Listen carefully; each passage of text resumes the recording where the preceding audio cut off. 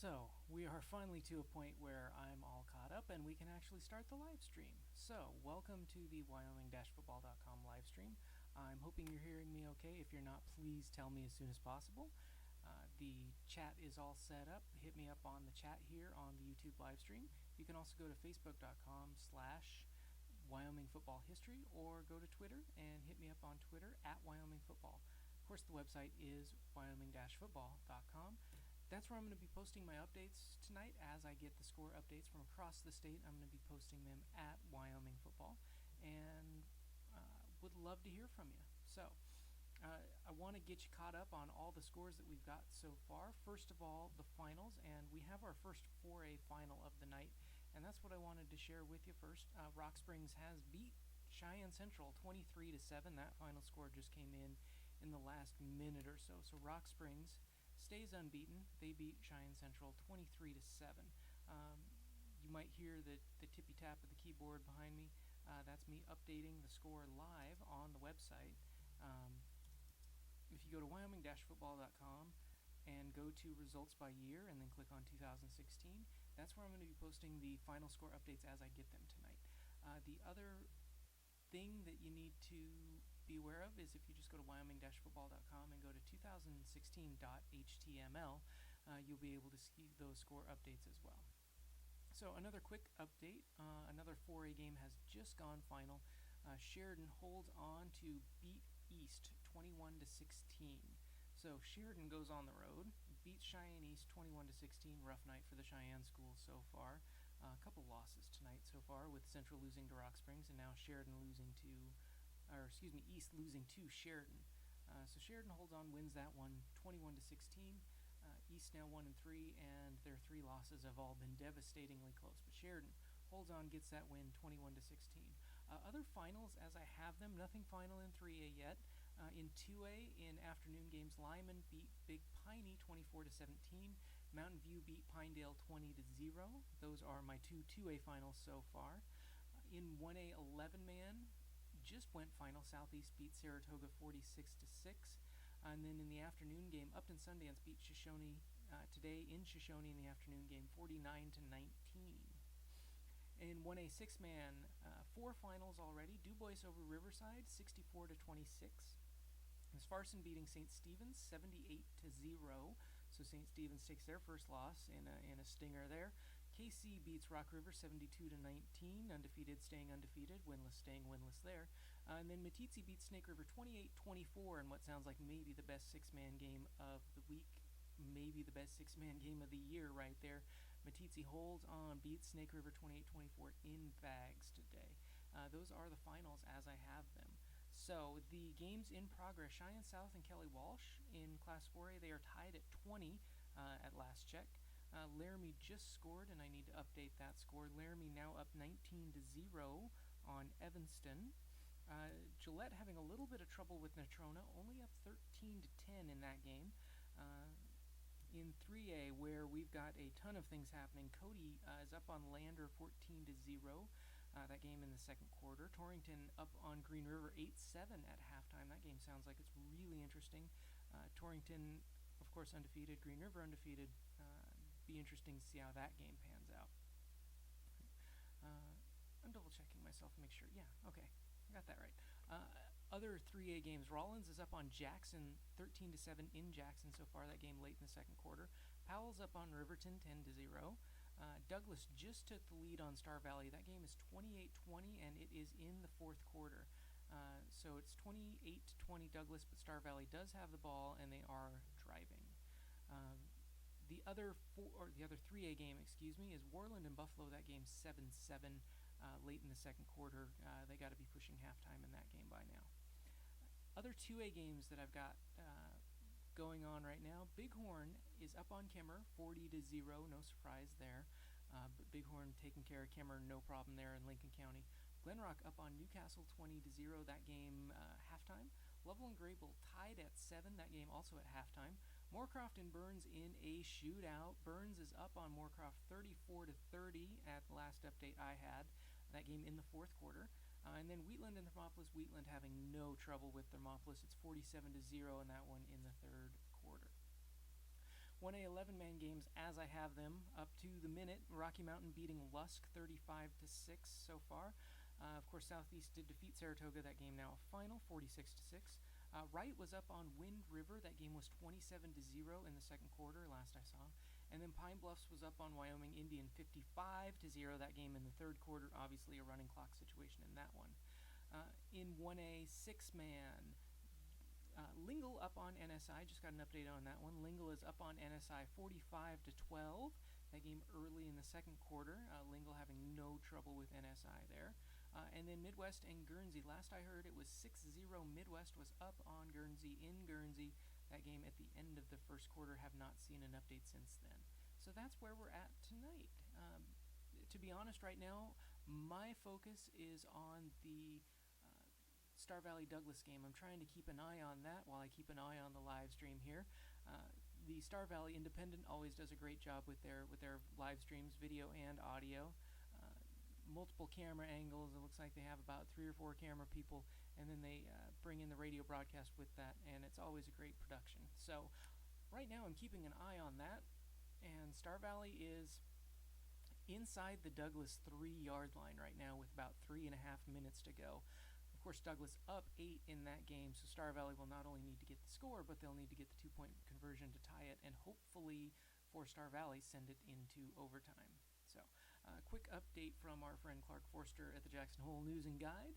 Rollins has scored again, so Rollins is up on Jackson 20-7. That game late in the second quarter.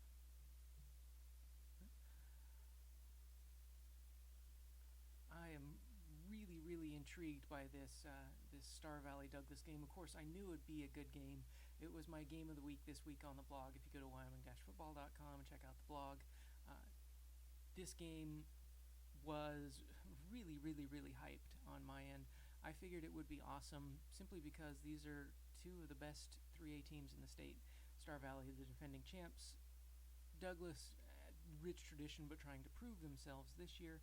And both were undefeated coming into this game. Douglas, of course, had the home field advantage, gave them a little boost. Looks like Star Valley has scored, so it is 28-26, and now going for 2. And spinning and in. Okay, so we are officially tied. Star Valley and Douglas tied at 28-28 late in the fourth quarter. Douglas will get the ball with about 3 minutes to go or so. Oh, wait a minute. Douglas not getting the ball. Looks like there might have been a penalty on Star Valley. They might have to redo this conversion, and they'll have to redo it from the 7. Yikes. My goodness. They're trying to sort that out right now. Oh, yep, there was a holding call. And, of course, Douglas accepted it, so they're going to redo the try. My goodness. Again, if you want to talk to me, hit me up on the live chat here on the live stream on YouTube. There's a chat function there. Add your thoughts. I'll be happy to say hi and answer all the questions that I can. Meanwhile, hit me up on Twitter, Wyoming-football. I'm at Wyoming Football. Of course, the website, wyoming-football.com. And then Facebook, facebook.com/Wyoming Football History. Quick update for you in the 3A ranks. Second quarter, Buffalo is up on Warland now 14-13. Thanks to our friends at WyoPreps for that update.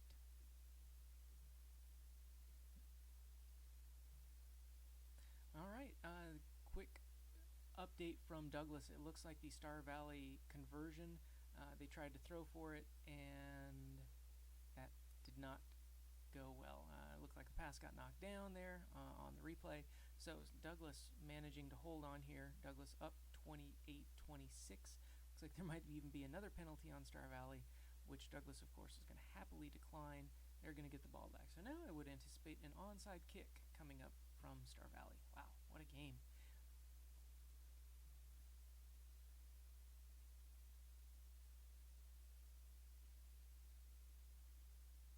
So in that game, I was pulling that up there. Never mind, they just went to commercial. I was trying to see how much time was left. It's about 2.5 to 3 minutes, I believe.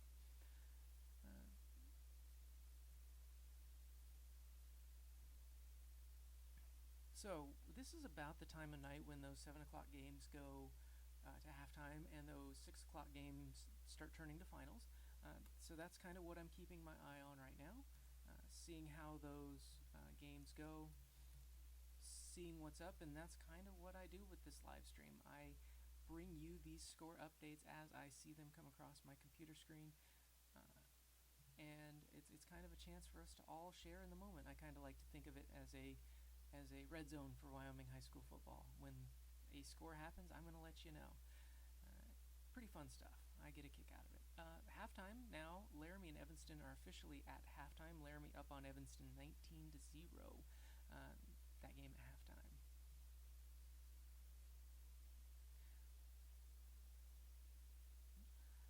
Kind of keeping an eye on the 4A ranks. That Cheyenne South Kelly Walsh game ended up being a really good game. I finally picked Cheyenne South to win a game, and of course that's the game they're struggling in right now to Kelly Walsh. That game 2020 last I had seen. Of course, Laramie up on Evanston. In the Natrona-Gillette game, Natrona really giving Gillette a run for their money. Gillette's still up, but Natrona hanging around, and that's what you got to do against a good team like Gillette, is hang around, and hope you get an opportunity. That's what looks like Natrona's trying to do tonight. I had mentioned the Worland-Buffalo game in my blog yesterday morning as a game I was really curious about. Worland and Buffalo had both played some really close games. Worland had gone 1-1 in those close games, Buffalo 2-0 in those close games. I was trying to see if there was any separation between those two programs, both in who they've played so far and between each other. And so far, it doesn't seem to be much separation. Buffalo leading Worland 14-13. So I'm kind of curious to see how that one comes out. It's not one of those games that just jumps out to you when you look at it on the schedule, but it's one of those games you're going to look back on and be like, wow, that one really kind of helped shape how the season came together. That game officially at halftime now, apparently. Buffalo and Worland 14-13 at halftime. Thanks to our friends at WyoPreps for that update. Staying in the 3A ranks, because I'm watching the end of Star Valley Douglas, I've got 3A on my mind. The Rollins-Jackson game, also very intriguing. Those are a couple of programs that are really trying to find their way, prove themselves. Rollins, I thought, might be shaking off a little bit of rust, but they've been in control tonight without any problem at all. They're up on Jackson 20-7. It's good news for Rollins fans that they can go on the road and get that game. So good for Rollins. Of course, that game not even halftime yet. Jackson still a lot of time to come back in that one.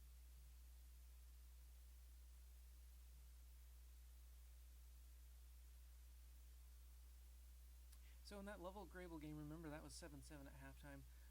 Looks like Grable has caught a break in that one.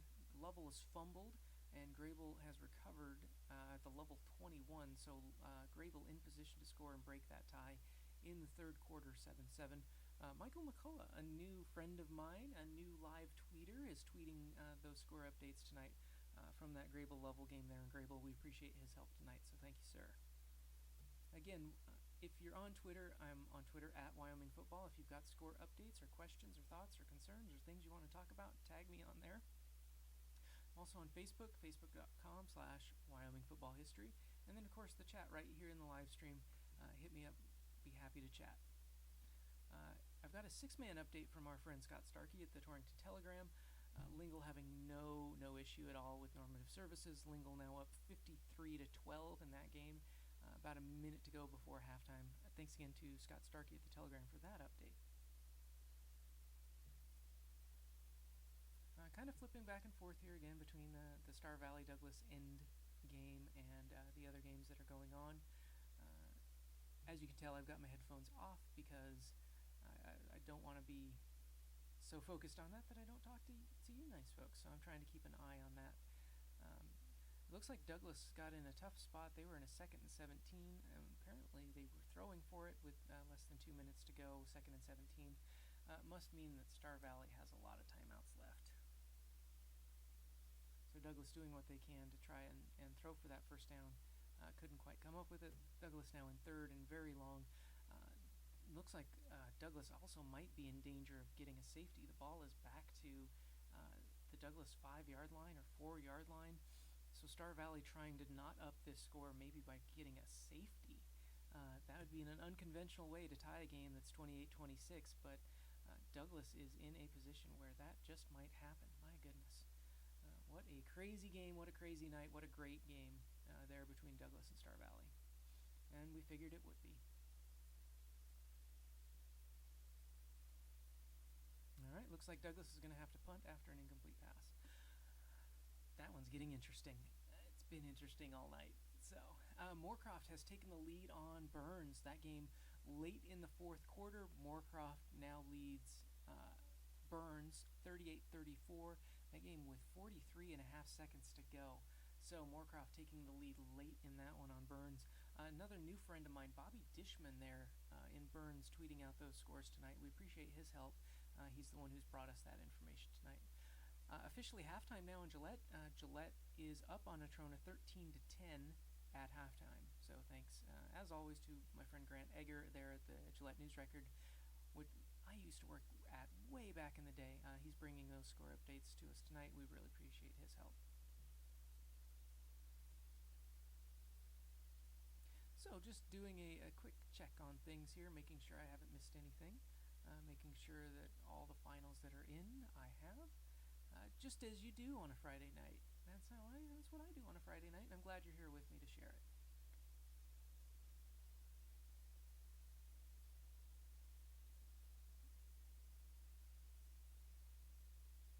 So Star Valley does have the ball back. Looks like they're inside the Douglas 25-yard line already. I don't know if they got a good punt return or if maybe they blocked or tipped a punt or if there was a shanked punt. I don't know what the deal is. It keeps on going in and out because there's more than 500 people watching that stream right now, it looks like, and I don't blame them a bit. So maybe their servers are getting a little bit overloaded. Every time I refresh, I'm in good shape, but it takes a while to kind of do that. So, but Star Valley driving, and Star Valley will only need a field goal to take the lead in this game. That's a big piece of the puzzle right now. A quick update from Thermopolis. Wheatland is up on Thermopolis, but Thermopolis has finally scored. How about that? Thermopolis finally 3 games into the year. They finally get some points on the board. It's not going to change the outcome in this one. Wheatland up 47-6 on Thermopolis with about 5 minutes to go. But at least Thermopolis has gotten on the board, and good for them, as it should be. No one wants to get shut out the whole way. So it looks like Star Valley has run the ball 3 times. Looks like they're going to try for the field goal for the win. They're not going for the touchdown. The clock running down inside 30 seconds now, inside 25 seconds now. Star Valley going to call a timeout and then send their field goal unit out onto the field to win that game for them. Woo-wee. This is fun. This is really fun. Oh my goodness. Quick update, Rollins and Jackson now officially at halftime. Rollins up 20-7 on Jackson. That game officially, like I said, at halftime. That Rollins-Jackson game, of course, a 3A game, just like the Star Valley-Douglas game. Star Valley-Douglas 28-26. Looks like there's about 22 seconds to go. Looks like that's when Star Valley had to call its timeout. It'll probably be about a 39, 40-yard field goal, if I remember exactly right, where they're spotted. Remember last year in the Green River Star Valley game, late in the year, it was a field goal that decided that one. So Star Valley not a stranger to these kinds of situations. They've been through them. This won't be a buzzer beater, but it will be a big one. If it doesn't go through, chances are pretty good that all it takes from Douglas is a kneel down. I'm putting my headphones on. I'm going to listen to the end of this Star Valley-Douglas cast here.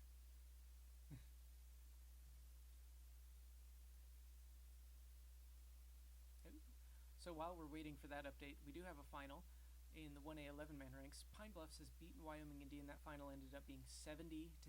That's 7-0 to 0. So 70-0. Pine Bluffs with the win there. All right. Star Valley-Douglas, snap, hold, kick. It's good. Noah Hutchinson, 34-yard field goal, and it's through. So Star Valley takes a 29-28 lead on Douglas with about 20 seconds to go. Woo-wee. Oh man, this is fun. I'm glad you're here to share it with me. So that Pine Bluffs Wyoming Indian game, I'm now updating on wyoming-football.com. If you want to go to the site, wyoming-football.com, and if you go to Results by year in 2016, you will see all of the scores from tonight's games. Update that live. You can also just go to wyoming-football.com/2016.html. That's where I'm updating all these scores as I get them. A quick update from Lingle.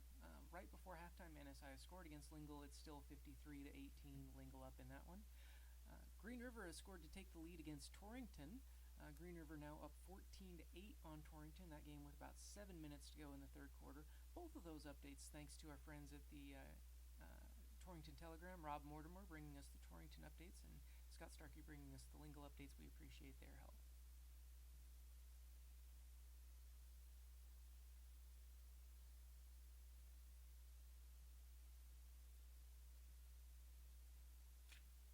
All right.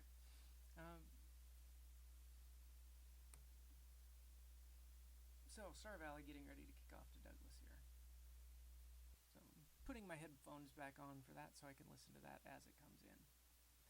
The other 6 o'clock games we have, Moorcroft-Burns. Of course, Moorcroft took the lead in that one late, 38-34. That game's still going on. Wheatland-Thermopolis, that game should be over soon. Wheatland up on Thermopolis big in that one.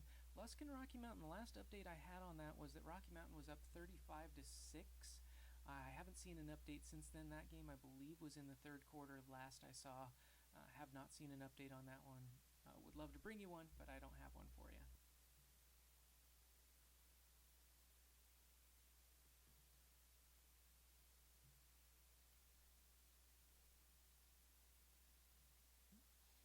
And those are our 6 o'clock games. Would love to hear more. If you've got those updates, feel free to share.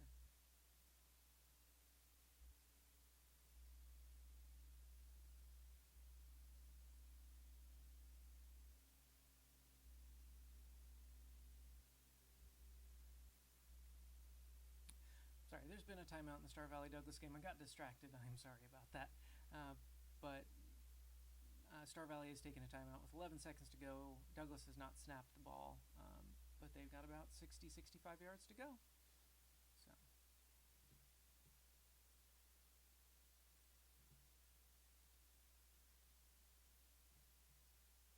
A quick update from the Lovell-Grable game. Lovell has scored. Remember, they fumbled the ball. Grable was in great position to score. I don't know what happened, but Lovell has the ball back, and Lovell has scored.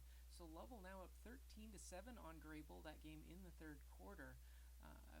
Appreciate that update from Michael McCullough. Lovell really giving Grable a run for their money. I really thought that was going to be Grable's game to lose, but Lovell up 13-7 in the third quarter.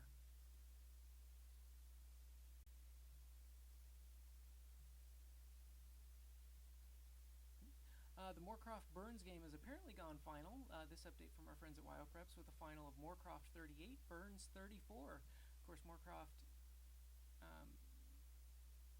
took that lead late. All right, Douglas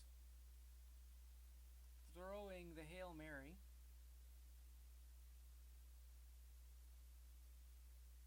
All right.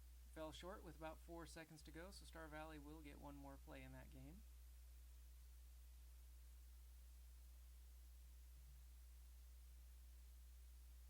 So I'll keep an eye on that. And of course, it froze up.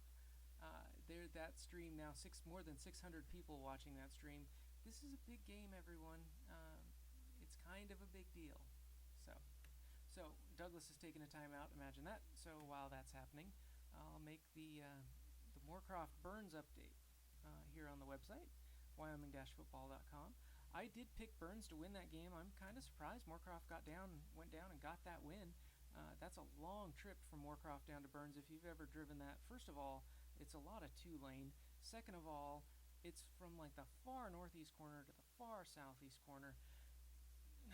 I don't know how those two teams are in the same conference, but they are. And they're in the same conference as Thermopolis. So geography majors have no place in the Wyoming High School Activities Association, that's for dang sure.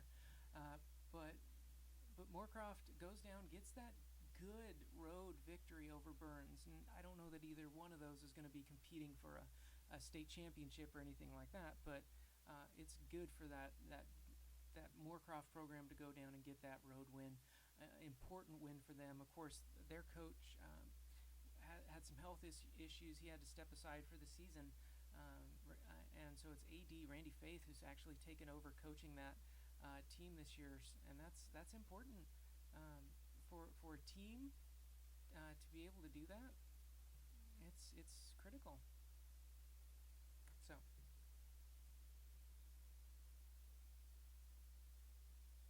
All right, we've got a ball drop, and Star Valley wins. Star Valley has defeated Douglas 29-28. That is the final. Douglas went for the hook and ladders, but Douglas dropped the ball on the initial catch, the initial pass. So Star Valley wins 29-28. Wow, that's a heck of a finish, heck of a game. I would love to see a rematch of that in November. Of course, Torrington and Green River and Buffalo and all the other fine folks in 3A would love for that rematch not to happen, especially not in Laramie. But I think the rest of the state would love to see a rematch of that one in Laramie. So I do have a halftime score from Midwest. Midwest is up 13-6 on Guernsey. So Midwest.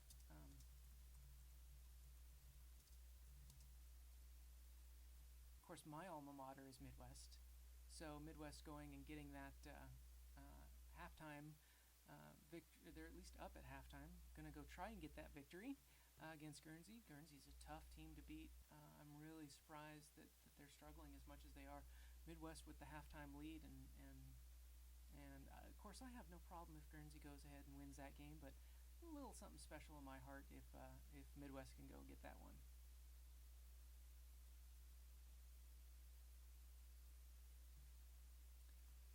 So I'm going to make that Star Valley Douglas update here on the website, wyoming-football.com.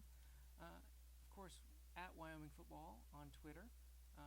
Facebook.com/WyomingFootballHistory, the longest URL in Facebook page's history, and I didn't pick it, and I hate it, but that's what I'm stuck with because Facebook won't let me change it. I'm also on obviously the live stream here. If you want to chat me up here on the live stream, there's a chat function here on YouTube. Hit me up. Be happy to talk. Oh, it's a final from Thermopolis. Thermopolis loses tonight. They fall to Wheatland 47-6 is that final. But Wheatland beats Thermopolis. Thermopolis does finally get on the scoreboard, though. Good for them, but good for Wheatland for getting that win, 47-6. That was Wheatland's conference opener. Every other school in the conference opened the conference schedule last week. Wheatland instead had Pinedale. And so Wheatland and Pinedale were both opening their conference seasons this week in 2A. Everyone else had already got a conference game under their belt. So Wheatland getting that good road conference win. And hey, there you go. Halftime in the Cody Lander game. They're in Lander. Cody up 28-0 halftime there. Thanks to our friends at WyoPreps for that update.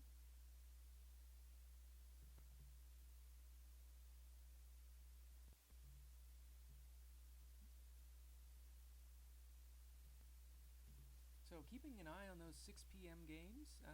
The only one that's left out there is Lusk and Rocky Mountain. If any of you are Lusk or Rocky Mountain fans, if you've heard a final, I would love to hear it. But I have yet to hear anything from that game. The last I heard on that was 35-6. Rocky Mountain was up. I don't think Lusk made the miraculous comeback, but nevertheless, that's the only 6 o'clock game that is still out there.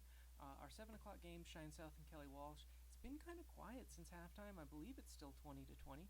Laramie and Evanston, last I knew, were at halftime 19-0. Laramie leading Evanston in that one. Natrona and Gillette were at halftime. Gillette leading that one 13-10.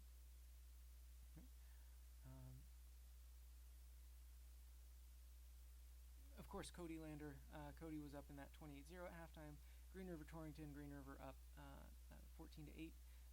Rollins Jackson. Rollins up 20-7. Powell Riverton. That's another game I haven't heard much on. Powell was up 10-0 last I heard. Of course, Worland Buffalo. Buffalo was up 14-13. That game was at halftime. Bighorn Kimmer, haven't heard much on that, but last I heard was Bighorn up 40-0. Glen Rock was leading Newcastle 20-0 at halftime. Lovell has taken the lead on Grable 13-7. And then in six-man, it was Midwest leading Guernsey 13-6 at halftime, and Lingle up a lot on NSI, 50-something to something in the teens, that game at halftime as well. And that's where we're at. We do have some Saturday games as well that I want to remind you of. The Cokeville-Tongue River game, they're in Tongue River, they're in Dayton, kicks off at 11 a.m. tomorrow. Cokeville coach Todd Dayton going for his 300th victory, and one of the interesting things that came up in the Sheridan Press that I didn't fully realize. Of course, I knew Todd Dayton started his coaching career at Kemmer. He was an assistant at Kemmer for about 6 years before he went to Cokeville. One of the players he coached at Kemmer, was John Scott, who's now the coach at Tongue River. So Todd Dayton at Cokeville going for his 300th career victory against one of his former players who's now the coach at Tongue River. So it's kind of interesting. The other two games on the schedule for tomorrow, Burlington at Tensleep. That game kicks off at 2 p.m. That's a six-man game. And then Hewlett's going to be at Hannah. That's a 3 p.m. kickoff also tomorrow. Of course, that Hewlett-Hannah game traditionally is played in Midwest as a neutral site game. They've done that the last couple years, and they were planning on doing that this year until the Midwest school became uninhabitable. I'm not going to go off on that rant tonight. Anyway, they had to move that game, and they just decided to have it in Hannah this year, and they will have it in Hewlett next year. Your usual home scheduling for that game. Now it's just like every other game in the state, which kind of makes it not as cool that way. I kind of like that it was a neutral site game, but that's gone now. So anyway, that game will be in Hannah. Oh, an update from the Powell-Riverton game. I finally got an update from the Powell-Riverton game. Our friends at Wild Preps really coming through for us. Powell is up on Riverton 17-6. That game in the third quarter.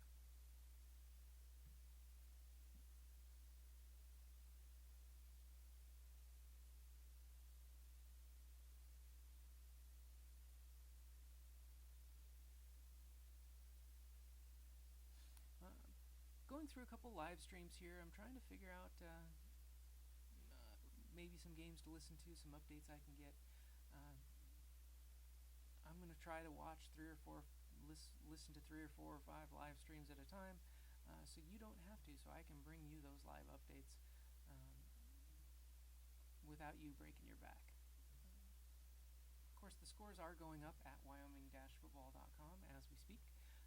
As I get them, that's where they go. Sometimes you hear me tippy-tapping on the keyboards here. I do try to keep the site updated throughout the night. Looks like Laramie and Evanston, they are about halfway through the third quarter. It's still 19-0. Laramie up on Evanston in that one. So they have gotten into the third quarter. Nothing new there.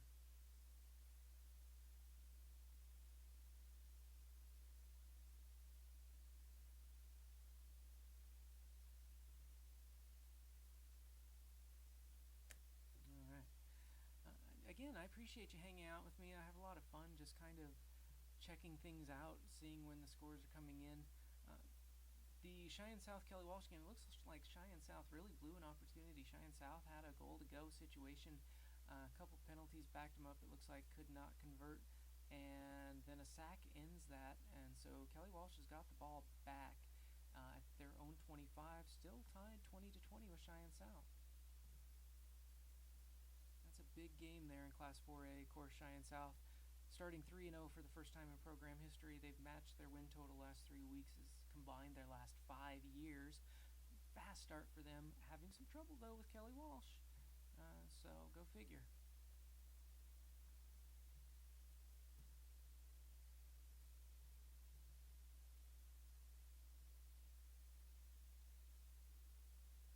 Again, wyoming-football.com is the website. Facebook.com/WyomingFootballHistory.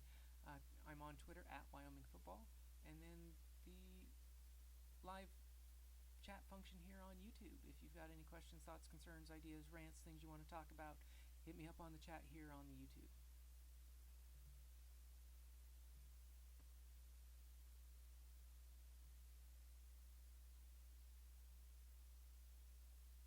So apparently I got completely misled on what's happening in the Kelly Walsh Cheyenne South game. and I apologize. I don't know where I got misled. I don't know where I got tied up, but then we have a nice little score update here that sets me straight. Joey Guile just ran for a 67-yard touchdown for Kelly Walsh. So now Kelly Walsh is up 28-7 on Cheyenne South. So Cheyenne South nowhere near the 20 points that I thought they were. So Kelly Walsh up on Cheyenne South 28-7. That game, of course, in the third quarter. Grable has scored against Lovell, and they've tied it 13-13. Grable-Lovell, that game with less than a minute to go in the third quarter.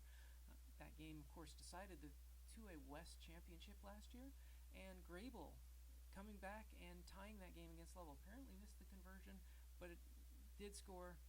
Thanks to my new friend Michael McCullough for bringing me that update. It's much, much appreciated.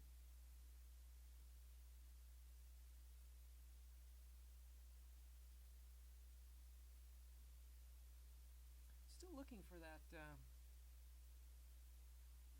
Lusk Rocky Mountain score. I'm assuming again that Lusk did not make the magical comeback. Rocky Mountain was up 35-6 last I saw on that one.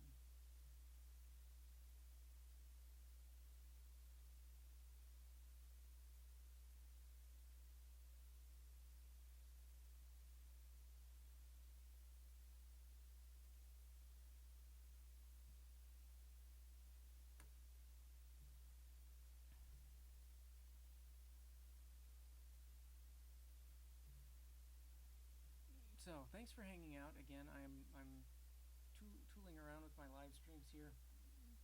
I've got a couple of video streams, and I'm turning down the sound on them and bringing up the sound on the Riverton Powell game. I'm really curious to hear how that's going to go. I really thought Riverton was I hate to use the word better, but I think Riverton's been underwhelming so far. They really got it handed to them by Star Valley last week, and that game was a struggle. They hung tough with Green River, but fell in that one, and now struggling with Powell. And I really thought Riverton would have the upper hand on Powell in this one. Apparently not.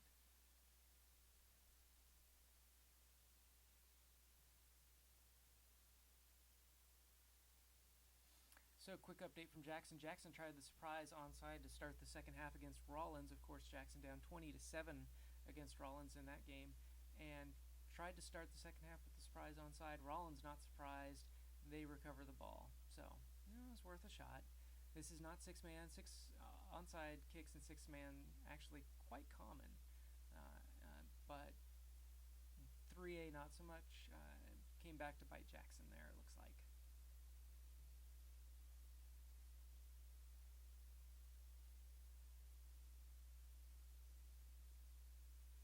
So yeah, Powell's still up on Riverton, 17-6 in the third quarter, which again is quite surprising to me. I really thought Riverton was going to kind of hand it to Powell, maybe get back on track, but that clearly has not been the case.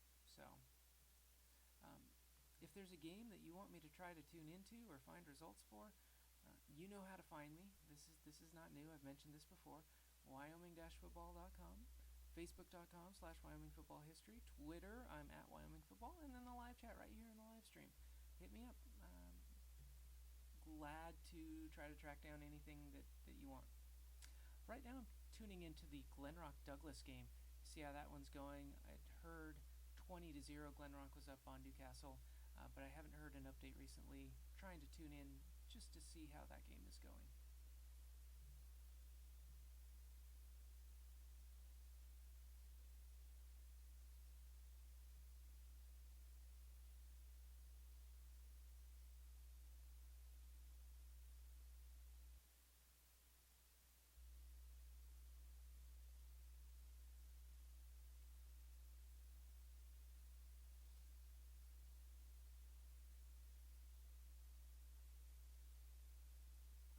So I'm trying to listen into this Glenrock Newcastle live stream on the Newcastle radio station, KASL, AM 1240. Thanks to them for streaming and for bringing us these updates, but it sounds like Glenrock has really eaten up the clock in the third quarter. They're on a really long drive, in position to score. Sounds like the Newcastle defense getting worn down a bit. Their play-by-play man just said Glen Rock's had the ball for 10 minutes and still driving. So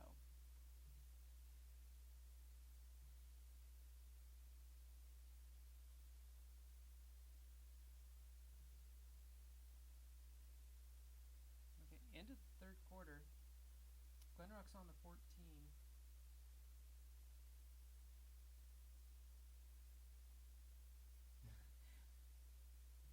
And he didn't say the score. It happens. It happens, and I don't mean to make fun of that guy. That's just life.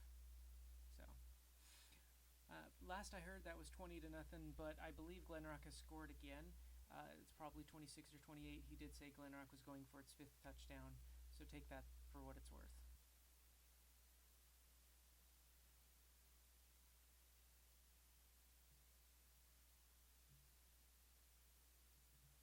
So last updates, just to go through what I've got. Last update I had, Kelly Walsh beating Cheyenne South 28-7. Laramie beating Evanston 19-0. Gillette beating Natrona 13-10. Those games all in progress. The other two 4A games are finals. Rock Springs defeated Cheyenne Central 23-7. Sheridan defeated Cheyenne East 21-16. 3A, the one final so far, Star Valley beating Douglas 29-28. Cody was up on Lander 28-0 at halftime. Last I heard in the Green River Torrington game, Green River had taken the lead. I believe it was 14-8 in that one. Rollins Jackson, of course, Rollins up 20-7 in the third quarter of that one. Riverton Powell up 17-6, and then Warland Buffalo. Buffalo was up 14-13 last I heard in that one.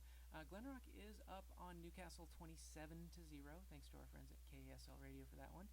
Bighorn and Kemmerer, last I heard, was 40-0. I do have the Kemmerer live stream up, but I have not been able to get a final score from that one. Other 2A games in progress, Lovell and Grable, of course, tied at 13. All the other 2A games are finals. Lyman defeated Big Piney 24-17. Moorcroft defeated Burns in a shootout 38-34. Mountain View shuts out Pinedale 20-0. And Wheatland defeats Thermopolis 47-6. Those are your 2A scores. 1A 11-man, the finals so far, Pine Bluffs defeating Wyoming Indians 70-0. Southeast defeating Saratoga 46-6. Upton Sundance over Shoshone 49-19. Luskin Rocky Mountain, last I heard, Rocky Mountain was up 35-6. And then the Wind River Wright game, haven't heard anything in a while on that one, but Wright was up on Wind River 27-0 in the second quarter in that one. That game's probably moved to the second half by now. In 1A 6-man, the two night games tonight, Midwest was leading Guernsey 13-6 at halftime, and Lingle was beating Normative Services. I believe that was 58-19 early in the third quarter. The finals from 6-man so far today, Du Bois over Riverside 64-26. Farson shutting out St. Stephen's 78-0. KC defeating Rock River, no problem there, 72-19. And then the game of the day, Meeteetse beating Snake River 28-24. I should say the game of the day in 6-man. The game of the day so far across classes was definitely Star Valley Douglas. That game, of course, ending 29-28. Star Valley on the field goal late in the game. An update from the Green River Torrington game. Green River has scored a 17-yard touchdown. I don't know by who, but Green River has scored. Now Green River up on Torrington 21-8. That game with 7 seconds to go in the third quarter. Thanks to Rob Mortimer there at the Torrington Telegram for bringing us that update.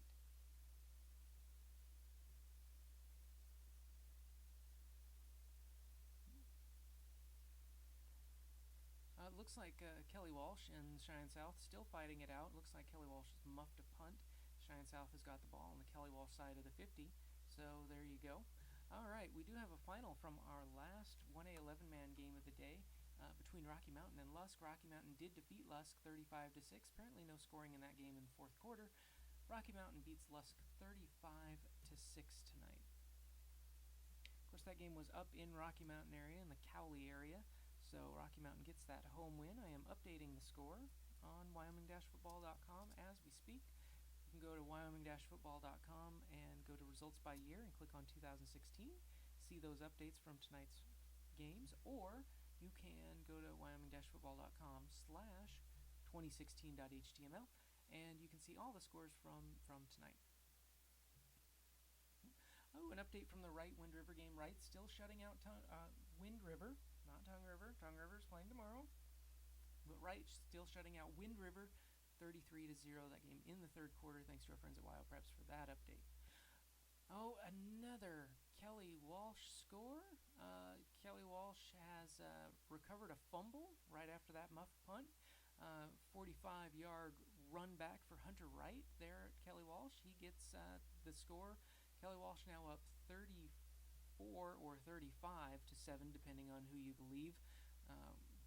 On it looks like the first play of the fourth quarter. So Kelly Walsh gonna hand Cheyenne South their first loss, unless there's some kind of miracle comeback. And there's always that possibility, but Kelly Walsh in control against undefeated Cheyenne South. See, that's what happens when I pick Cheyenne South. See, that's why I don't pick Cheyenne South. Because when I pick them, they don't win. Every time Cheyenne South has ever won, I've picked against them. And every time I've picked them to win, they've lost. Every time. It's just the nature of the beast. Anyway, Kelly Walsh taking care of Cheyenne South 35-7. Both Bison Athletics and our friends at Wild Varsity there at the Casper Star Tribune, and Jack Mallon running the Wild Varsity count tonight, I'm sure. Kelly Walsh up 35-7 early in the fourth quarter in that one.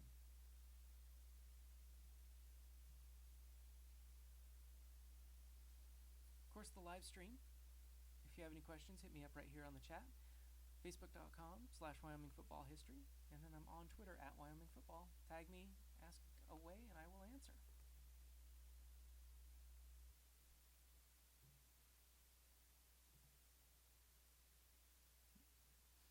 Really surprised to see Kelly Walsh doing as well as they're doing against Cheyenne South. I really thought Cheyenne South had turned a corner. Really thought that program was headed in the right direction. I believe they still are. This could be a minor setback, but this is also one of those games, especially if you lose to a struggling Kelly Walsh team, and I think it would be fair to say that Kelly Walsh is struggling. Got it shut out their first two games. They were 0-3 coming into this one. When you lose to a struggling team like that, a team that now you're supposed to beat, it's either an aberration and you recover right away, or it's one of those games that just screws up your whole season and you never recover. You hope for Cheyenne South's sake that it's just an aberration. Everyone else in 4A, though, is kind of like, no. So, it looks like Bighorn and Kemmer has gone final. Bighorn defeats Kemmer 40-0. Kemmer loses again. They've lost a bunch of games in a row. Thanks to our friends at Wild Preps for that update. 40-0, Bighorn with the shutout victory against Kemmer in Kemmer tonight.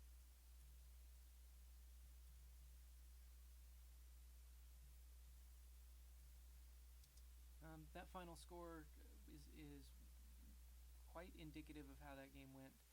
That Bighorn got up 40-0 before halftime.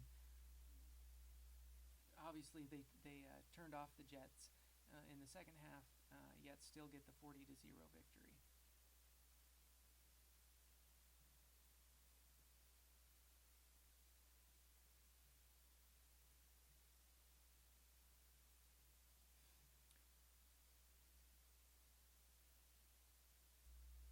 Sorry, just catching my breath here, putting my eyes over the top of the games, making sure I'm not missing anything really obvious. It's kind of fun to watch these roll in every night. I get a kick out of it. Hope you get a kick out of it too. I'm really enjoying kind of being here with you and bringing these scores to you. It's a lot of fun. This is what I do on a Friday night, and I'm just kind of inviting you into my space. You can't see it, but my cat Teddy is right here next to me. He's watching scores with me, and I get a kick out of this. I appreciate you being here with me. Appreciate you tuning in, listening to me rant a little bit. I get a kick out of this, and I hope you do too. If there are things you want to see different, if there are things that you would like more of or less of, questions that you have, this works a lot better if we can talk to each other instead of me just broadcasting to you. Take advantage of those opportunities. I'd love to hear from you. I'm just kind of thinking about in particular this Rollins-Jackson game. I talked about it a little bit earlier tonight. Really thought Jackson was going to kind of come to the fore. Jackson had struggled so much to start the year. It had lost those 2 games to the Idaho schools. It lost to Teton. It lost to Sugar Salem. Got back on track against Lander last week, and I was hopeful for Jackson's sake that they were going to get it turned around and take care of Rollins. But Rollins has proven to be a really kind of feisty team. Rollins is 2-1, lest we forget. They've beaten a couple lesser teams. They beat Moffat County out of Colorado. They beat Lyman, which is a 2A school, and Rollins is a 3A school, and struggled a little bit against Lyman. And then last week against Green River, Rollins just got throttled. It was 56-12, and so I had wondered if that loss had kind of beaten some of the feistiness out of Rollins, but I guess not. Rollins really hanging tough, doing well. After 3 quarters, oh no, my Oilers have fallen behind. It was Midwest 13, Guernsey 6 at halftime. Well, Guernsey has come back with a vengeance. Guernsey up on Midwest 19-13 after 3 quarters. Of course, you all know I am from Midwest. That's where I played my high school football. I love to see them win, but at the same time, Midwest was 2-0. Guernsey was 1-1 entering this week. I ranked Guernsey number 5, and I did not rank Midwest at all. So it's not a surprise at all to me to see Guernsey beating Midwest, especially in Guernsey tonight. I know Midwest is technically ranked in the WyoPreps rankings, and Guernsey technically isn't, but not a surprise at all. Guernsey, I think, the better team. It would have been great to see Midwest get that win, of course, for me, but not a surprise to see Guernsey winning that. And Guernsey up 19-13 at the end of 3 quarters. Again, thanks to our friends at WyoPreps for bringing us that update. Hey, speaking of that Rollins-Jackson game, Jackson playing tough, getting a roly-poly touchdown into the end zone. Great video from Clark Forster there at the Jackson Hall News and Guide bringing us that update. Jackson has narrowed the gap against Rollins, so now the score in that one, Rollins 20, Jackson 14. That's with a bunch of 4s on the clock, 4:44 in the 3rd quarter. A quick update from the 3A ranks. Buffalo leading Worland 21-13. Thanks to our friends at WyoPreps for that update. Don't have any more details on that for you other than that. But nevertheless, we appreciate that update. Again, that was another one of those 3A games where I'm like, I have no idea what to think about this game. So it was interesting. So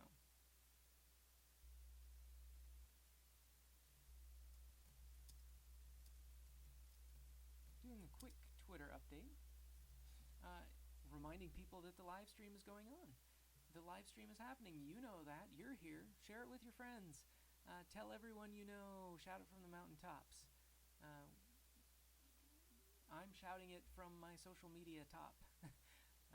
And would love to hear from any and all of you. Cody has really opened up a can of whoop you know what on Lander. That game now 49-0 in the 3rd quarter. Thanks to our friends at WyoPreps for that update. Heading into the 4th quarter in Evanston, it's still 19-0. Laramie leading Evanston, no scoring there in the 3rd quarter.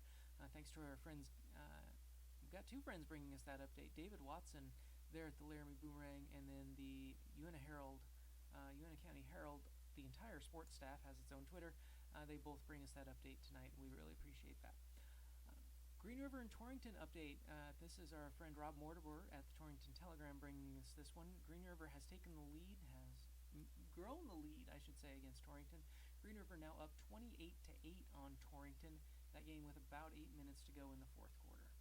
So it looks like the Wolves taking control in that one. So where am I? Facebook.com/Wyoming Football History. Twitter, I am at Wyoming Football. And then, of course, on the live streaming chat here, we've got the dashboard. If you want to say something, by all means, say something. Would love to hear from you. The website is wyoming-football.com. That's where I post all the updates as I get them throughout the night. Wyoming-football.com. If you go to results by year and look at 2016, it's right there. or it's wyoming-football.com/2016.html. All the final scores as I get them, that's where I post them. And of course, I bring them to you here on the live stream as well. So you lucky folks that are already here, you get to hear them and see them. If you just want to see them though, wyoming-football.com/2016.html is where I bring you those updates.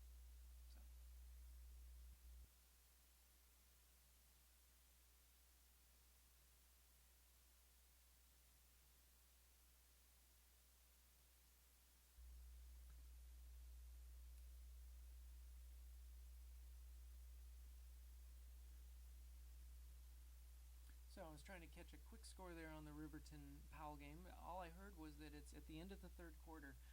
Don't know much about that one. Powell was up on Riverton 17-6, so haven't heard anything new on that one.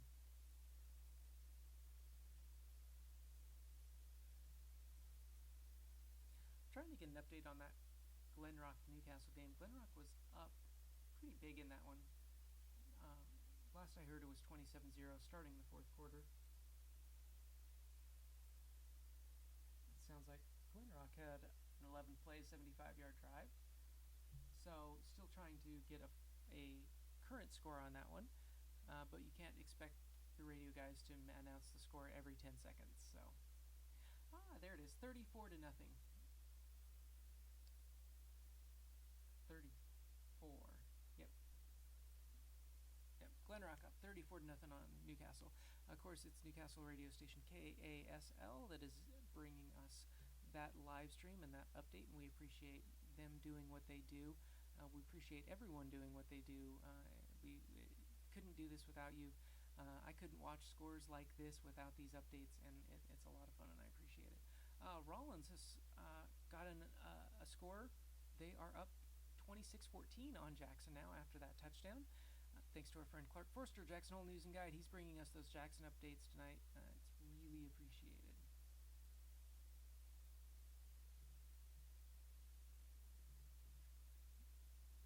The other scores as we have them: Kelly Walsh up on Cheyenne South, 35-7, that game in the fourth quarter. Laramie and Evanston just started the fourth quarter. Laramie is up 19-0. And Natrona Gillette, I believe that game is just starting the fourth quarter, maybe late in the third quarter, but Gillette's still leading Natrona 13-10. So Natrona, like I said earlier, still hanging around and hanging around. So in 3A, Cody up on Lander big. Green River beating Torrington 28-8. Rollins up on Jackson 26-14. Riverton and Powell, again, Powell last I heard was up 17-6. And Worland and Buffalo, Buffalo was up last I heard in that one, I believe it was 21-13 on that one. 2A games that are active right now: Glenrock and Newcastle. Glenrock up 34-0. And the last update I had on the Lovell-Grable game, it was still 13-13. So Lovell and Grable were tied at 13 in the third quarter in that one. Haven't heard anything in a while. The Wind River Wright game, Wright still up 33-0. As I know, that game in the third quarter, Wright was up on that last I heard. The only other games going on are six-man games. The Midwest Guernsey game, of course, Guernsey was up 19-13 in that one heading into the fourth quarter. And in the Lingle NSI game, haven't heard many updates on that one recently, but Lingle was up in that one comfortably, so Lingle going to get the win in that one against Normative Services tonight.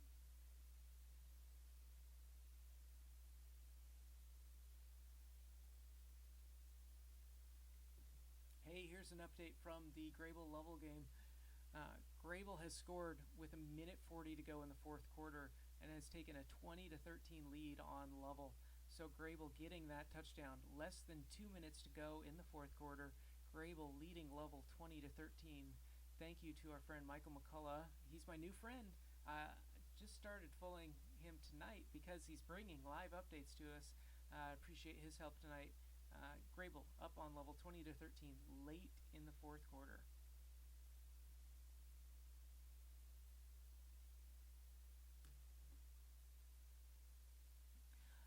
Also, Powell and Riverton. Powell has taken a 23-6 lead on Riverton. I missed that in my headphones because I was talking. But Powell up 23-6 on Riverton in the fourth quarter. Thanks to our friends at Wild Preps for letting me know what was up in that one. Grant Egger at the Gillette News Record lets us know that Natrona's kicked a field goal, and now that game is tied. Gillette and Natrona tied at 13 with 4 minutes to go in the third quarter. Natrona games always seem to take forever. Natrona's always like the last score. We may be waiting on that one all night. That's just the nature of Natrona games. They always run late. So, Natrona and Gillette tied at 13, that game in the third quarter. I think everything else is in the fourth quarter across the state. The only game I'm not sure of is, there's two games I'm not sure of. Wind River Wright up comfortably in that one, and the Lingle NSI game, I'm not sure where that one stands, but again, Lingle was up comfortably in that one as well. Those games may be in the third quarter. Everything else is in the fourth quarter as we have it now.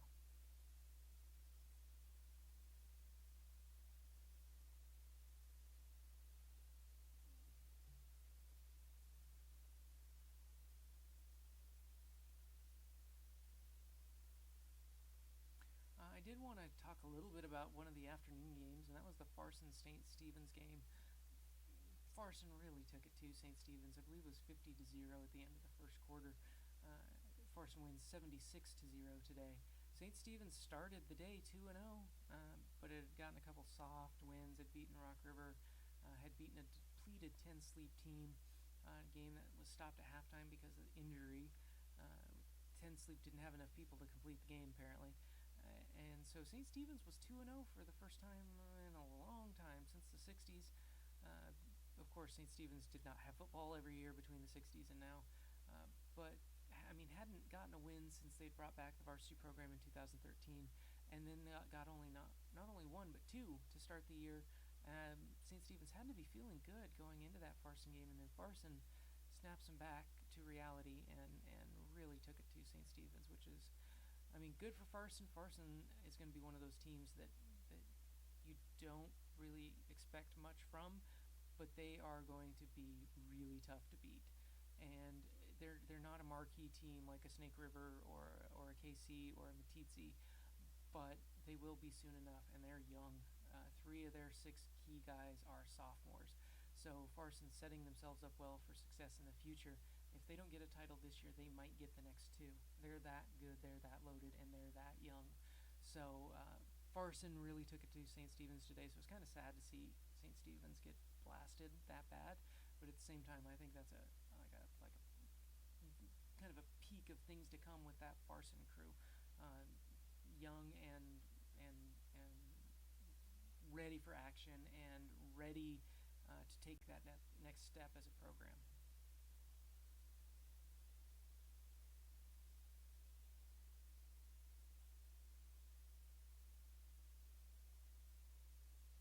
All right, just keeping an eye on things here, just seeing how the games are going across the state. Here we go. Madden Picula there in Gillette all of a sudden has turned that game on its head. It goes 76 yards for a touchdown run. Gillette now up 20-13 on Natrona. Of course, Grant Egger at the Gillette News Record bringing us that update. We really appreciate it.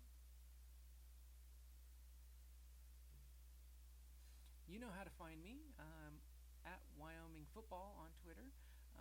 Of course, on the live stream here, you can hit me up with the chat in the YouTube function, or you can go to Facebook, facebook.com/Wyoming Football History. So any of those channels is a good way to reach me. I am happy to talk about whatever you want to talk about related to Wyoming high school football. The finals as I have them so far: Rock Springs beating Cheyenne Central 23-7. Sheridan over Cheyenne East 21-16. Both of those games were in Cheyenne tonight. Rough night for the Cheyenne schools.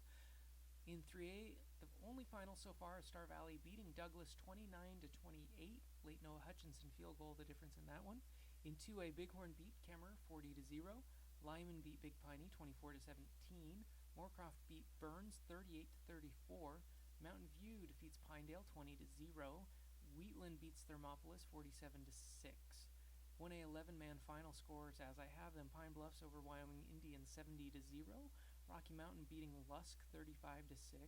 Southeast beating Saratoga 46-6. And Upton Sundance beating Shoshone 49-19. Six-man finals, Du Bois beating Riverside 64-26. Farson beating St. Stephen 78-0. KC beating Rock River 72-19. And Matitsi beating Snake River 28-24. Those are your finals as I have them so far. The other games are in progress. And as those games get updated, I will certainly bring you those updates. That's what I'm here to do. Sounds like Jackson has gone to its backup quarterback. I'm not sure what happened to their starter, but their backup quarterback trying to lead them back from a 26-14 deficit there against Rollins. Thanks again to Clark Forster. Clark Forster's a really good follow on Twitter. He's at JHNG Sports on Twitter. Brings you not only the updates, but video and photos as well. Really, really neat follow on game nights.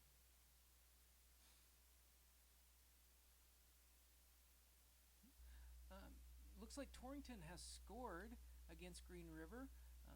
So they've cut into that Green River lead. The score now with about 4 minutes left in that game is now Green River 28, Torrington 14.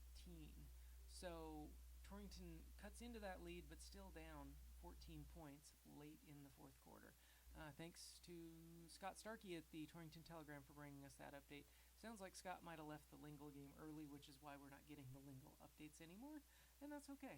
We all have priorities, and he's got his, and I don't blame him a bit, especially because that Lingle game had turned into kind of a walk-away win there for the Doggers.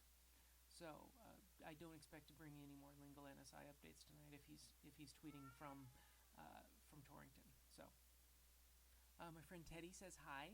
I don't know if you heard him there, but he says hi. He's a big Wyoming football fan. He is all about Douglas. He's a big Douglas fan. Because his name is Teddy Bear and he's a cat, he loves the Bearcats. So go figure. My cat is a Douglas fan. He says hi. He says follow us on Twitter. We're at Wyoming Football. Hit us up on Facebook, facebook.com/Wyoming Football History, or bring us into the chat here in the live stream.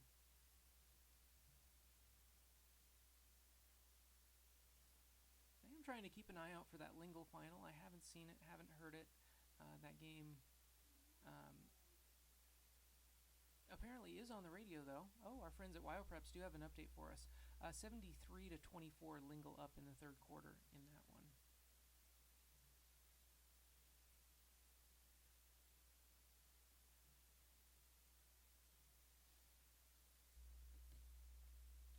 I'm going to try to tune into the Riverton-Powell game. See how that game goes.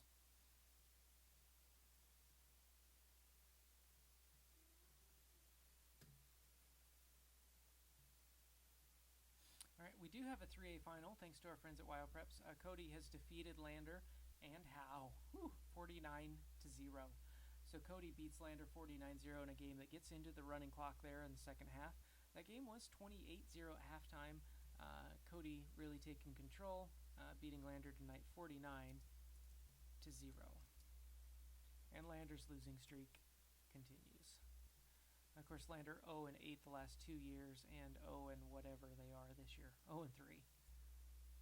I am updating the score at Wyoming Football, wyoming-football.com. If you go to results by year, it's 2016, of course.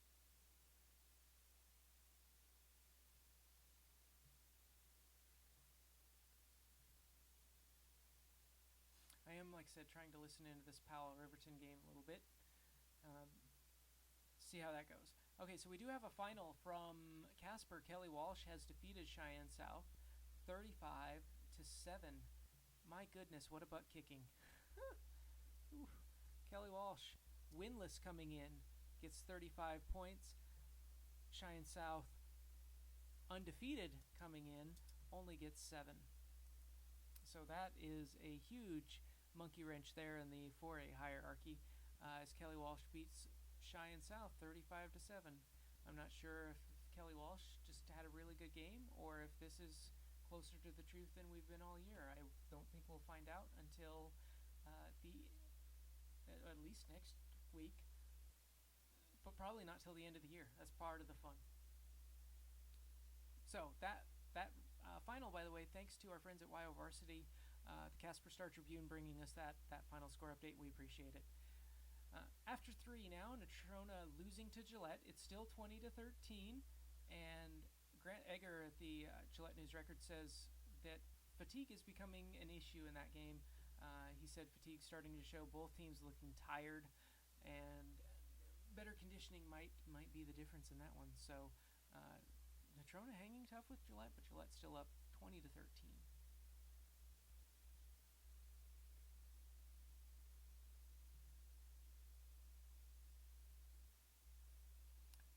So, Twitter, I'm at Wyoming Football, Facebook.com/Wyoming Football History, and then the live chat function here on the YouTube live stream. Ask questions, thoughts, concerns, ideas, rants, things you want to talk about. If you want to talk about it and it's related to high school football, then I probably want to talk about it too. So, ask away. I am thrilled to answer any questions you've got. So just kind of flipping back and forth here, it sounds like the Gillette Evanston game has been a yawner here in the second half. About 5.5 minutes to go in the fourth quarter in that one, and the score has not changed since halftime. It's still 19-0.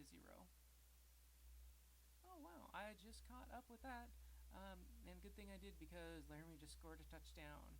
They had the halfback option pass on there, and Laramie completes the pass into the end zone for the touchdown from about 20 yards out. Flag on the field, though. Might be offensive pass interference, might be defensive pass interference. Can't quite tell just yet, but either way, don't start putting those points on the scoreboard just yet. We still might have a snoozer here.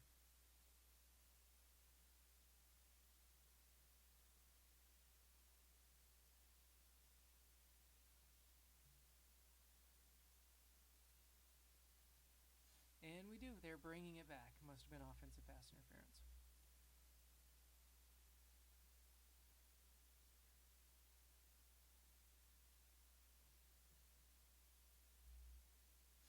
All right. Another 3A update, quick update from the Jackson game. Top and Martinez, unfortunately I don't have first names, screen pass for a touchdown 35 yards out, and Jackson has crawled back into this game against Rollins. It's now Rollins 26, Jackson 21. Jackson's conversions making that one really interesting, as they only need a touchdown to go ahead.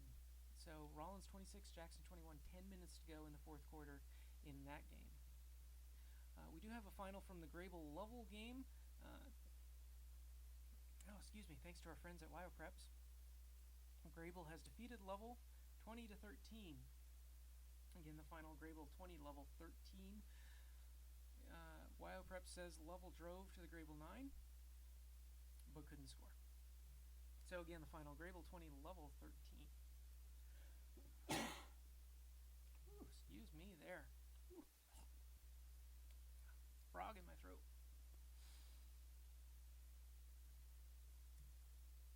Of course, this update going on Wyoming-football.com. Results by year 2016, all the final scores from tonight, all the final scores from the entire year, all the schedule from this year, it's all up there. If you go to the 2016 year page, you can also it's just wyoming-football.com/2016.html, or go to the homepage and then type in or go to results by year 2016. Final in the Glenrock Newcastle game, another 2A final. Glenrock has defeated Newcastle 34-7. Thanks to our friends at WyoPreps for bringing us that update as well.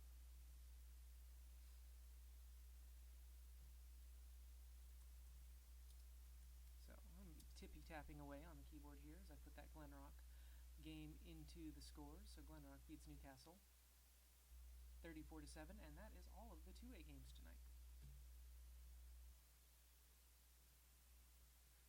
Quick rundown of those 2A finals. Bighorn beat Kemmer 40-0. Glenrock defeats Newcastle 34-7. Grable defeats Lovell 20-13. Lyman over Big Piney 24-17. Another tough loss for Big Piney. Moorcroft beating Burns in the shootout 38-34. Mountain View shutting out Pinedale 20-0. And Wheatland having no problem with Thermopolis 47-6. Those were the 2A finals today. All those games now finals.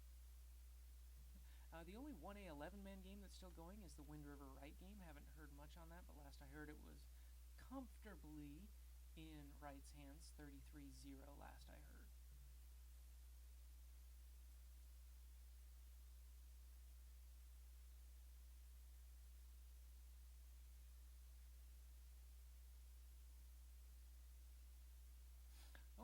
final from the Goshen County ends of things. Green River has defeated Torrington tonight, 28 to 14. That final again, Green River 28, Torrington 14. So Green River stays undefeated. Hands Torrington its first loss in what was kind of a under the radar 3A game. Star Valley Douglas got lots of attention, but Green River Torrington was also a huge important game tonight. Two undefeated teams, and Green River gets that win tonight. So big, good win for Green River to beat Torrington in Torrington tonight, 28 to 14. Green River stays undefeated. So kudos to Green River for being able to do that. Tough loss for Torrington, but they'll be back, I'm sure. Again, that was Rob Mortimer at the Torrington Telegram bringing us that update. We really appreciate him helping everyone out tonight by tweeting out those live updates. So facebook.com/Wyoming Football History, and of course Twitter, I'm at Wyoming Football, and then the live chat function right here. Hit me up. Happy to chat here on the YouTube live stream if you want to leave a comment on the live stream itself. We do have a final from Guernsey. Guernsey has defeated Midwest 32 to 20.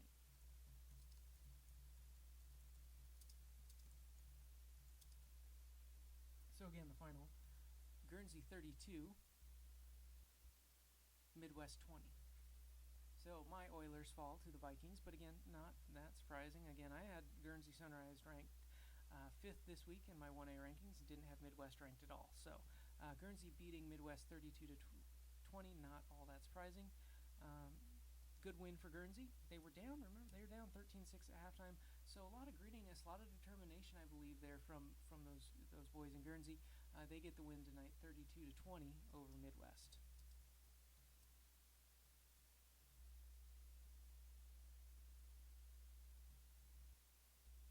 So that game now updated on Wyoming-football.com. Thanks for bearing with me as I tippy-tapped my way through that one. Buffalo and Worland, that game just got interesting.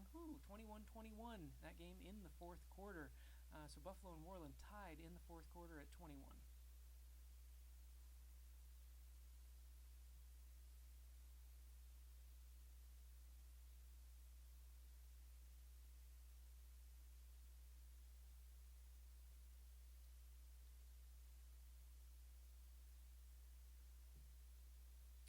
Just kind of thumbing around here, making sure that I'm not missing anything. There's only 2 4A games active right now, Laramie Evanston and Natrona Gillette. Laramie Evanston, I just checked in on that stream. Laramie still leading 19-0 that game, about 4 minutes to go. In that game, no scoring since halftime for either team in that one. Natrona and Gillette still up 20 to 13 early in the fourth quarter on that one. That's going to be the last game of the night. You just know it because it's Natrona. Rollins and Jackson, of course, got interesting. Rollins 26, Jackson 21. That game's still going in the fourth quarter. Riverton and Powell, last I heard, Powell was up 23 to 7 on Riverton. Of course, Worland and Buffalo tied at 21 late in the fourth quarter in that one. Wind River and Wright haven't heard much, but last I heard, Wright was up 33 to 0. And then the Normative Services Lingle game, don't expect to hear any updates on that one until we get the final. But I also believe that game is being streamed live too as well. We could check in with that one. Maybe see how it's going. If you're down, I'm down. Because why not?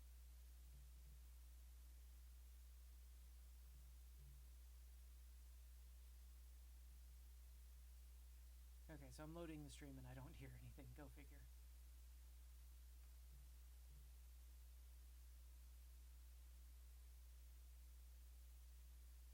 Anyway, I appreciate you hanging out.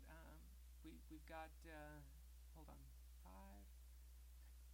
7 games still going right now. And of course, we do have the 3 games tomorrow. Cookeville and Tongue River are playing tomorrow. They kick off at 11 a.m. there in Dayton. Cookeville coach Todd Dayton going for his 300th career victory. No Wyoming coach in history has ever gotten to 300 victories. He's one of 2 to get to 200. That should tell you how tough it is to get to 300. So he's going for his 300th career victory. He's been at Cookeville, I believe this is his 37th year as the head coach. Yeah, it is the 37th year. He started there in 1980, has done some amazing things with that program, and he's going for win number 300 on Saturday. Burlington and Tin Sleep also playing a Saturday game. That kicks off at 2 there in Tin Sleep. And then Hewlett and Hannah will play at 3 o'clock in Hannah. That also a 6-man game tomorrow.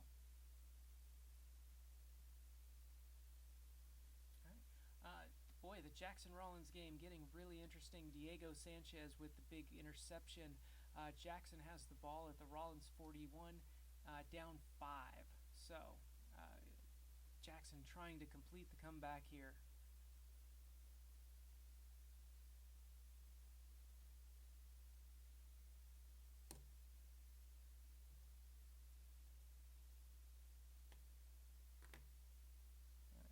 Listening to the Lingle game right now. Sounds like somebody just scored. And it's not very loud.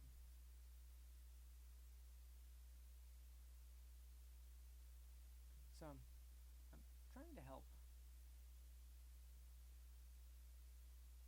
Alright. Lingle did score. They're going for the 1-point conversion.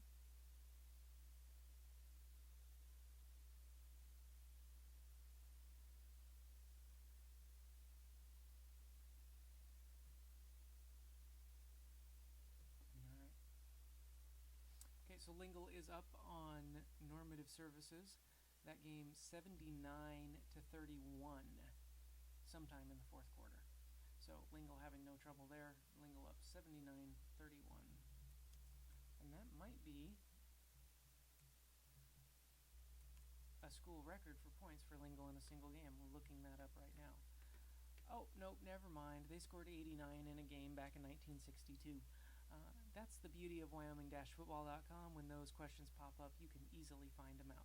So hit that up. That's the best website in the world, Wyoming-football.com. Of course, I'm on Twitter at WyomingFootball, Facebook.com/WyomingFootballHistory, and then right here on the live chat on the live stream.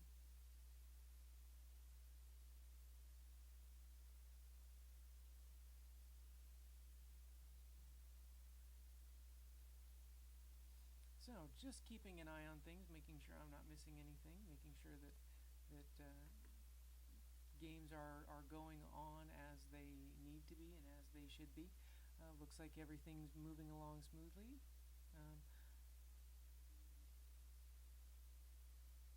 A quick update from Wright. Our friends at WyoPreps have an update for us on the Wright Wind River game. That game now in the fourth quarter, and Wright is leading Wind River 43-0. So Wright trying to hold on to the upset there.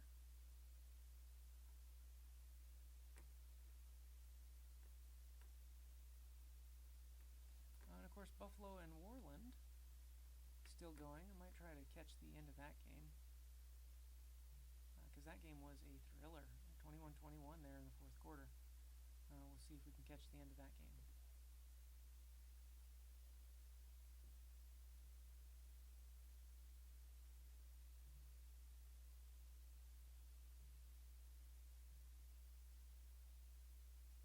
Okay, so it sounds like Buffalo and Worland still tied at 21-21, but at least now I know the time. It's about 5 minutes to go in that game.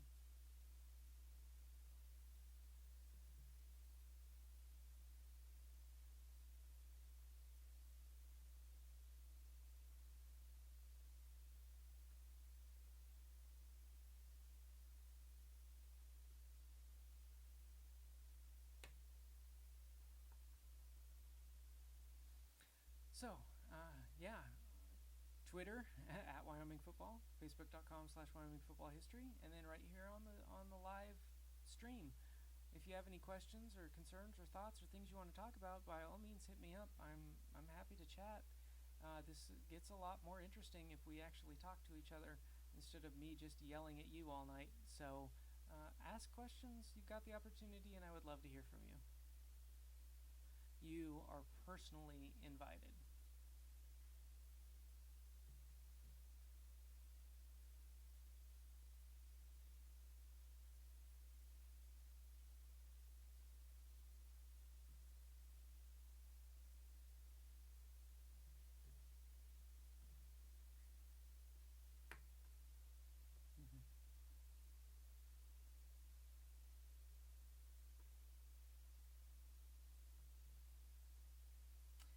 So I am not quite sure what to tell you right now. All the games are going, but it's not like anyone is,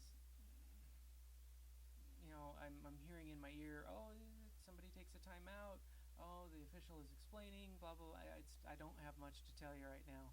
As soon as I've got something to tell you, I will tell it to you. But right now, not much. All right, here we go. 3:11 left in the Warland-Buffalo game. I can tell you that. That game's 21-21. So 3:11 left to go in that one. All I heard was Warland had taken a timeout. Warland had driven down into Buffalo territory. They were trying to decide on fourth down whether to go for it or to punt or to try to kick a long field goal. So that's where that game is at as we speak. Ooh, there we go. I told you when I have something to tell you, I would tell you. Well, I've got something to tell you now. We have a score from Natrona, Brenton from 5 yards out, and all of a sudden Natrona and Gillette are tied at 20 with 3 minutes and 42 seconds left. Oh my goodness, that game is getting interesting up there in Gillette. Wow. And of course, Gillette had one of their light stands fall over on this week. I believe it was on Monday or Tuesday. I don't remember exactly. I will bring you those updates as I can.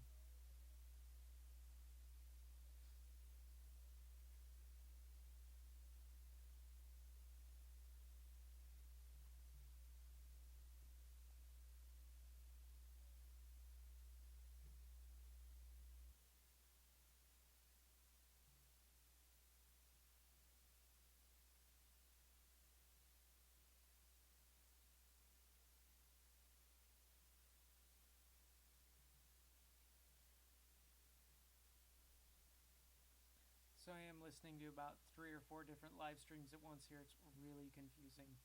So I appreciate your patience. In the meantime, hit me up with a question on the chat here on the live stream. Facebook.com/Wyoming Football History.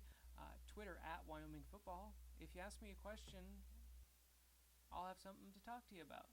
So be great, and I'd love to hear from you.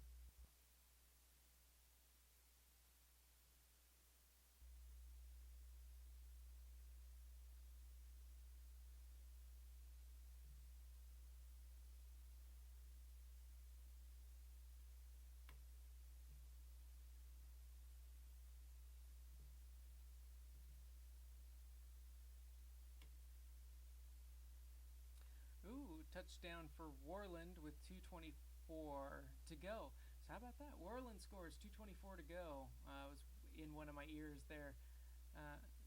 Sounds like they're trying to decide whether they're going to go for 1 or 2.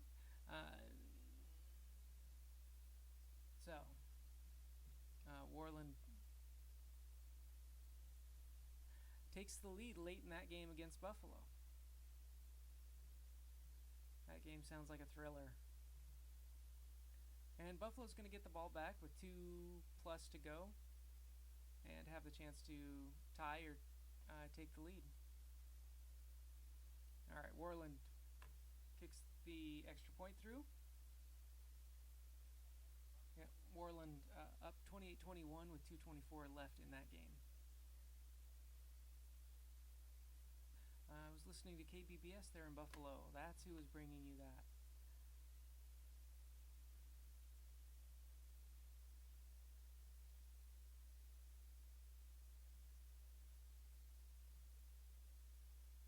So no new finals yet.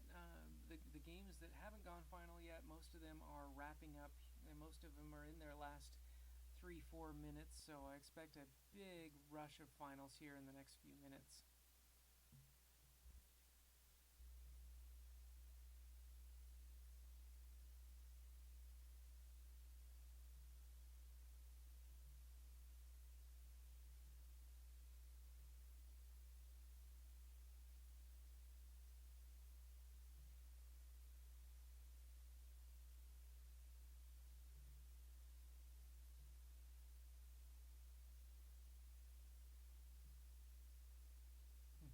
Trying to figure out, I've got a weird live stream that I can't figure out where it's coming from, but it's playing and I don't know why it's in my ear, so I'm sorry about that.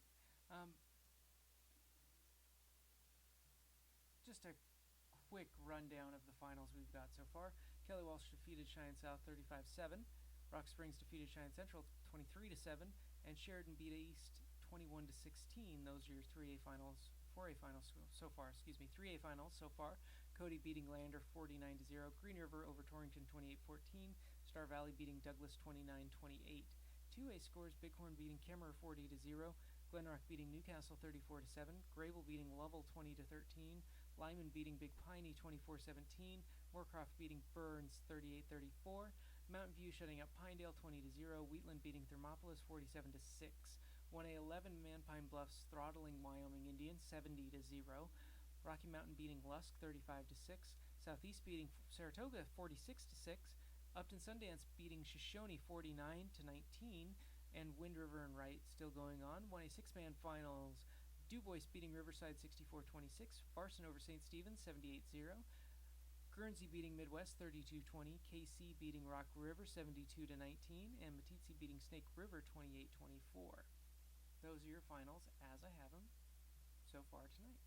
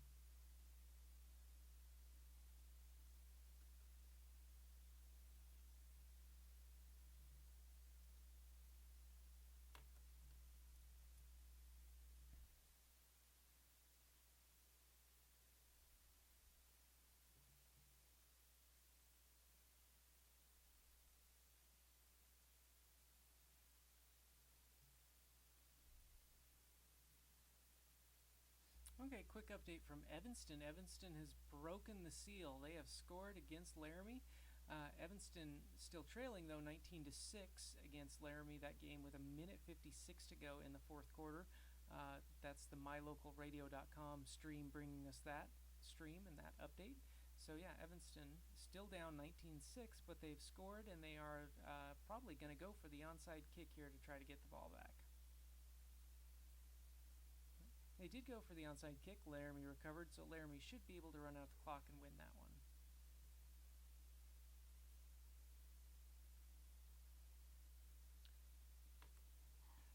All right, we do have a final from Wright. Wright has defeated Wind River 50-7.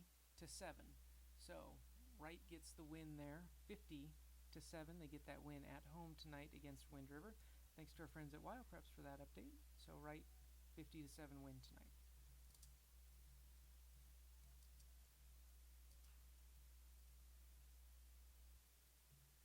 That is the last 1A 11-man game, last 1A 11-man score of the night. Quick update from Gillette. Looks like Natrona got an interception. Natrona on Gillette's 30-yard line with about a minute left. Grant Egger from the Gillette News Record with that update, and also suggesting that Natrona may be setting up for the potential game-winning field goal.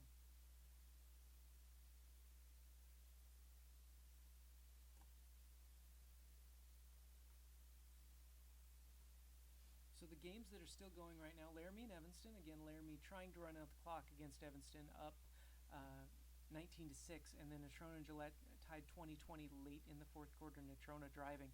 Rollins and Jackson, last I heard, Jackson was still trying to drive, but Rollins was up 26-21. Riverton and Powell, have not heard much on that. Last I heard, it was 23-12. There, Powell up in that one. And then Worland-Buffalo. Worland took a 28-21 lead on Buffalo late in the fourth quarter in that one. The only other active game is Normative Services and Lingle. That game, as I'm hearing right now in my ear, is in the Mercy Rule area, the running clock area. So Lingle going to get the win over NSI in that one. Now it's just a matter of semantics about what the score is. Looks like Rollins will get the victory here tonight against Jackson. Clark Forster from the Jackson Hole News and Guide tells us that Rollins has stopped Jackson on downs, so Rollins will get the ball back less than 2 minutes to go, and they're going to get that victory tonight. So, again, the YouTube live stream, hit me up on the chat here, facebook.com/Wyoming Football History. And I'm also on Twitter at Wyoming Football. All of those places are places you can hit me up to ask me questions. Questions, thoughts, concerns, ideas, rants, things you want to talk about. That's the place to find me, and there's 3 of them. I would love to hear from you.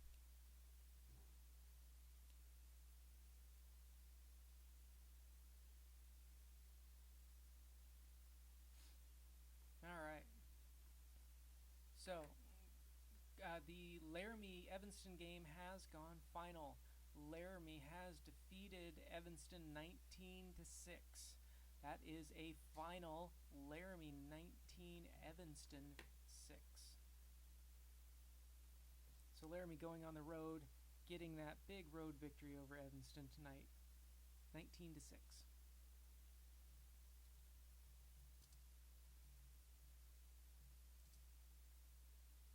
I'm updating that game at wyoming-football.com.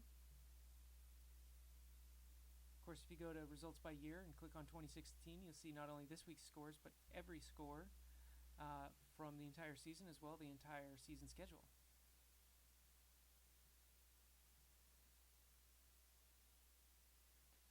An update from the Rollins-Jackson game. That game has gone final. Rollins has defeated Jackson 26-21. So again, Rollins beats Jackson tonight in Jackson 26-21.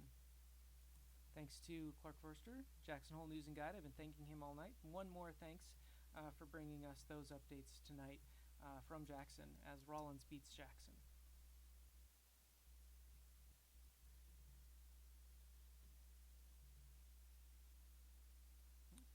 Natrona has scored with 19 seconds left to beat, well, not to beat, but to go up on Gillette 27-20. So, wow. Natrona up on Gillette 27-20, 19 seconds to go in the 4th quarter. Holy cow. Natrona on the verge of pulling the upset.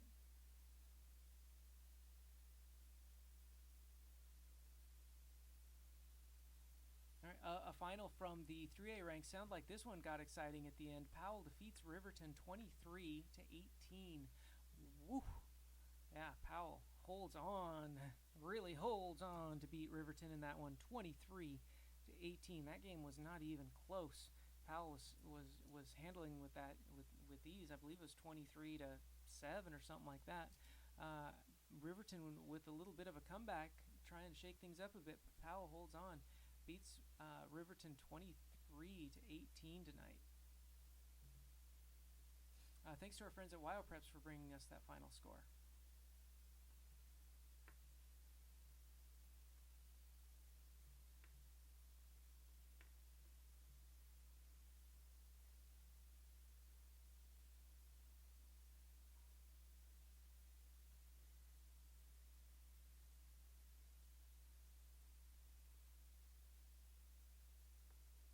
So Lingle is up on NSI 79-37.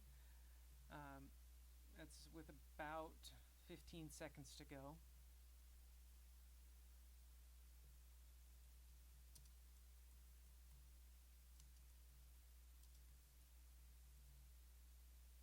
All right. So yeah, Lingle's going to get that victory. 79-37 is the score right now, unless something weird happens on the kickoff or maybe the first play after the kickoff. That will be the final. That will be Lingle's first 6-man win of the year. So they get off the schneid. Had a rough break against Snake River to open the season. Played well against Guernsey, but game got away from them in the second half. Guernsey proving themselves to be a second half team this year. And then so Lingle gets that first 6-man victory by beating NSI tonight. As soon as that goes final, we'll share that with you. But right now, 79-37.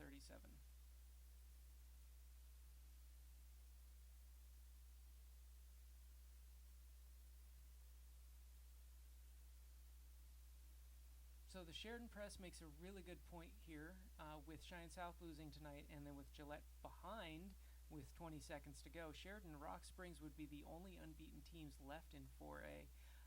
And Sheridan and Rock Springs play each other next week. So there would only be one undefeated team left potentially before I tell you a final on that one, because I don't want to share things I don't trust. So you can hit me up still on the chat here on the YouTube live stream. You can also find me on Facebook, facebook.com/Wyoming Football History, or on Twitter @Wyoming Football.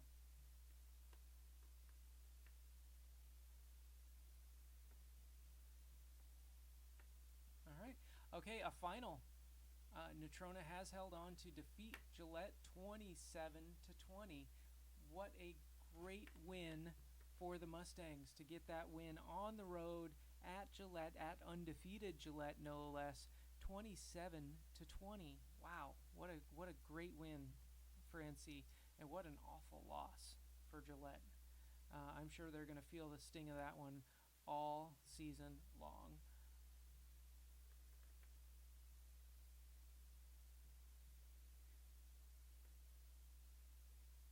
It does sound like Worland is going to hang on to beat Buffalo. I believe the score still 28-21. Buffalo just gave the ball up on downs with about 20 seconds to go. So I think Worland's going to get this one.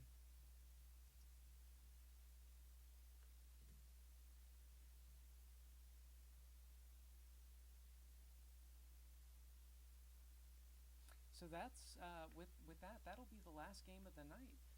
Of course, the Natrona game I thought might be the last game of the night, but nope.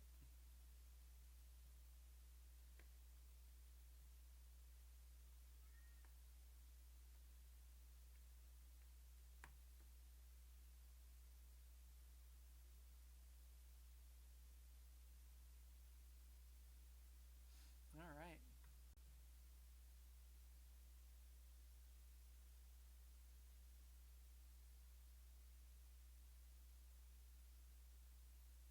Okay, so they decided not to say the final score at the end of the game, but our friends at Wyo Preps are all over it. Worland defeats Buffalo 28-21.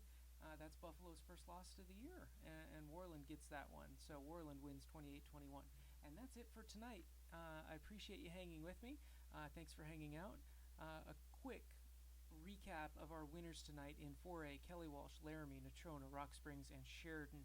In 3A: Cody, Green River, Powell, Rollins, Star Valley, and Worland. In 2A: Bighorn, Glenrock, Grable, Lyman, Moorcroft, Mountain View, and Wheatland. In 1A 11-man: Pine Bluffs, Rocky Mountain, Southeast, Upton, Sundance, and Wright. And in 1A 6-man: Dubois, Barson, Guernsey, Casey, Meeteetse, and Lingle. If you didn't hear that team, and it's not Cokeville and Tongue River, Burlington and Tensleep, or Hewlett and Hannah, who I'll play tomorrow, if you haven't heard a school in the last 30 seconds, it means they lost tonight. So that does a wrap for me on week 3 of the live stream. I appreciate you being with me. I hope you had fun. I had fun. It was a kick watching scores with you, and hopefully we'll see you next week. Spread the love, share the love, let people know that this exists, and I would love for you to ask me some questions in the future. It really helps me kind of understand what you're looking for, and kind of makes this whole thing better. The more I hear from you, the better we're going to get. So please hit me up. You know how to do it by now. Facebook.com/Wyoming Football History. On Twitter @Wyoming Football. And of course the website, wyoming-football.com. Thanks for your support. Thanks for watching, and we'll see you next week.